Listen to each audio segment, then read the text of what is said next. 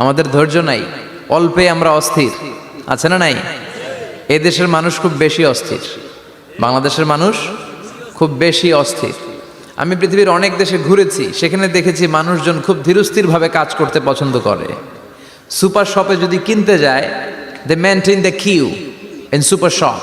Super শপে লম্বা line, সবাই যে ওখানে ভদ্রভাবে দাঁড়ায়, একজনের পর একজন যাবে। টিকিট কাটতে যাবে, লম্বা লাইন, একজনের পর একজন দাঁড়ায়, একজন যাবে আরেকজন। তো ওখানে যদি কোনো বাঙালি থাকে, তখন দেখা যায় তার অস্থিরতা। কেন সামনে এত লাইন, এত সময় লাগে কেন, আমি কখন পাবো, আমার কি হবে? অস্থিরতা আছে না নাই? মানে সে পারে না সামনে সবাইকে ডিঙ্গিয়ে আগে যে টাকা পে করবে, আগে যে টিকিট কাটবে। এই অস্থিরতা আমাদের কমাইতে হবে, ধৈর্যশীল হতে হবে। গোটা বিশ্বব্যাপী আমাদের এই বাংলাদেশের মানুষের এই বদনাম যে আমরা অস্থির প্রকৃতির, আমরা ঠান্ডা মাথায় ভাবি না। ঠান্ডা মাথায় ভাবতে হবে, ধৈর্যশীল হতে হবে।